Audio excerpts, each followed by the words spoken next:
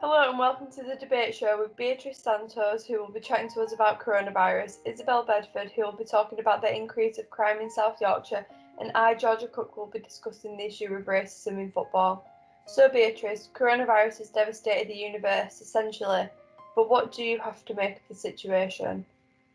Coronavirus has definitely taken a toll on the world, with many people being affected physically and mentally, especially elderly people who are more vulnerable at this time. But 113-year-old Maria Branyas shows us that there is a way out, as she's the oldest survivor of coronavirus. A few weeks after Maria's 113th birthday, she was sadly confined to her room in care home in Spain. However, Maria catching the virus wasn't a one-off, as it was reported that at least 17 out of 113 people living in the care home had died due to COVID.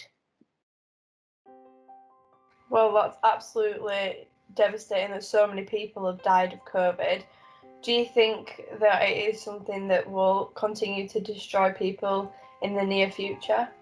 So I feel like COVID is definitely here to stay until we find permanent solution, and everybody's going as fast as they can with COVID and how they're handling it. I feel because it's a very tough time that no one really expected this to happen. Do you think people have become more selfish with this new virus? Very self-centered. To a certain extent, you've got to look after yourself, but in regards to looking after others, I definitely think so. That some people have become more selfish due to like especially at the start of the when COVID happened, especially at the start, because it was more like of a panic. Everybody started panic, and you saw that mainly people thought about themselves and stuff and their family first. what do you make of that, Isabel? Well, I think that people are being selfish as well, and that is the same with crime because it's got worse since last year. It's gone up by 62% from previous years, and it's getting worse and worse. And I think coronavirus has affected that because people are in their homes bored and they've got nothing else to do. So I feel like people are just resorting to crime a lot now. But people shouldn't be out on the streets when there's a global pandemic going on. I know that just brings me back to like when people are being selfish, and I feel like young people don't really see bad effects to COVID because they don't really get it bad. So I feel like they are not really listening. Well, some people are, but I just don't think the people in gangs and things are listening to. Do you think a lot of people aren't going out, especially the older generation, because of the pandemic anyway? But even before the pandemic, when crime was increasing, do you think they are scared to go out on the streets because they don't know what to expect now? Yeah, people are really scared to leave their homes, and it's getting bad and it's getting worse as people, like as the old people get older, they don't want to leave the house, as there's more knife crime than anything, and it's always with a young person with an old person. Do you think that crime's going to get worse? Because I mean, when I was younger, there was never this amount of crime, and I think more people now are getting easier access to knives and guns and blunt objects, to be able to hurt someone really bad. Do you think that it's just going to get worse, or that they're going to put a stop to it?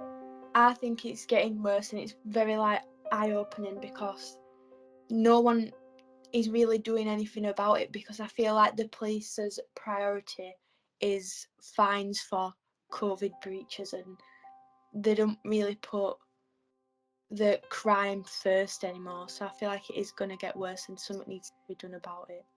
I think police especially focus now on where they can get some money from a fine, and they're not bothered about stuff that goes on day to day in crime, stabbings. That you barely get anything for a life anymore. You get like what 23 years, 24 years for a life, and when I was younger, especially, and I was petrified of the police, and I think now the only time that I get scared of the police is if I was breaking COVID, not for anything else, because I think I'd get away with it. Yeah, I think that's the police's priority these days to like, and I feel like something needs to be done, and we need to like spread awareness about it because it's getting worse, and it was 62% by last year, so it's probably gone up since the previous lockdowns. So, It's terrible. and also like lack of jobs because of COVID is leaving people to like drop out of school or leave the jobs anyway because they feel like they're not going to get a job or they're going to lose the job, which is making them not know what to do and resort to gangs and crime. Well, that's why there's a lot of drug dealers, and even when we were in a national lockdown, they were still able to do it online. There was loads of articles about it. So crime didn't necessarily stop just because you couldn't go out. There's so much that can happen online, especially now that you've seen about all the gangs and stuff that carry on online, but they're just so secretive about it that the police can't get them. But do you think that the police focus on that, or they were more focused on who was breaking lockdown? I think that they were focused on who were breaking lockdown, and the people in lockdown like telling the police about these crimes. I feel like they were just pushing it back, and some gangs in lockdown were resorting to doing it online, like you said, and like on the walks that they can do, they were like drug dealing, and it was just really bad in March last year. So it's probably worse this year in this lockdown. Especially for people who weren't able to get out to commit crimes. People sometimes feed off, committing crimes, and I think that that's a scary thought for someone to be so obsessed with committing crimes that it's probably gone up now because they can't, they have nothing else to do. Like you said, people drop out of school. Many have lost their jobs with the pandemic, and like drug dealing or doing something like a crime for money is there what they see as an only option really. And I just think it can't carry on like that. They're putting people's lives at risk.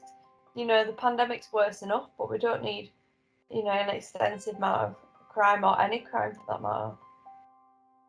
Yeah, I agree. And is racism in football getting worse? Because that is a crime in itself.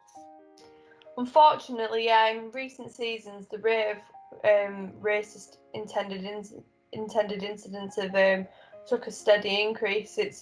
It's highly distressing for someone like myself who's heavily involved in sport.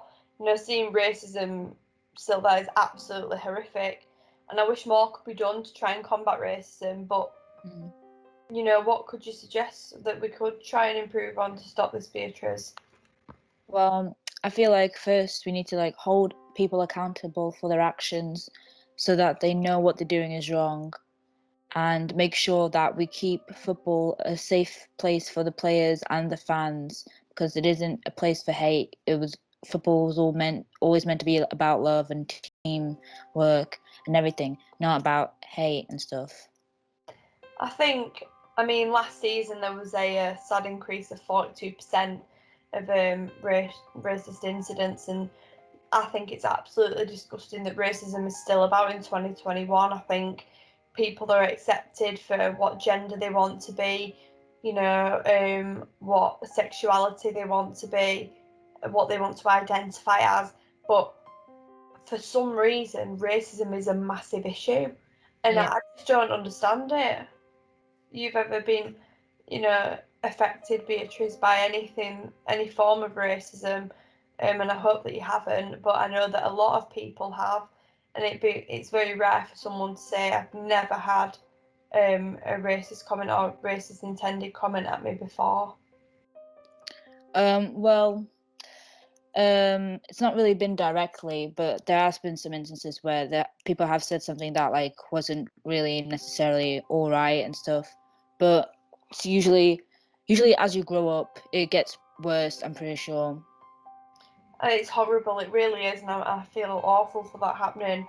And it needs to stop. There's a new generation starting, and why would you want to create a new generation of racists? It baffles me, and I think that it's only going to get worse because some people are just so ignorant. They can't open their eyes to anything other than, being horrible. And I just really don't understand it. I don't know Yeah. what you think, Isabel.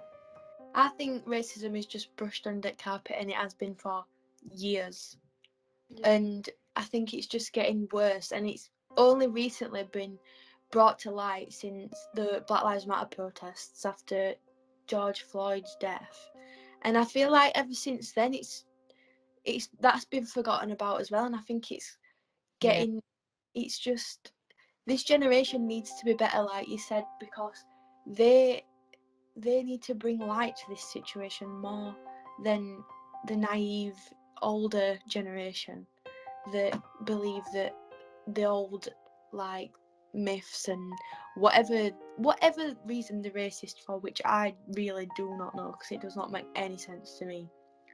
But I just think it's disgusting, and I feel like this is the biggest subject that needs to be brought to light in 2021 and upcoming years and all the time, because it's getting disgusting. I completely agree. I mean, we take the name football, and we've got the rainbow laces for LGBT. There's a lot more women's sport that's on telly at the minute, but I feel like now a lot of people are seeing the taking the knee as like a political matter. Just doing it to show people that they're not racist, but it's far beyond that, in my opinion. And the fact that they've not stopped after people have said that shows that they are determined to kick it out.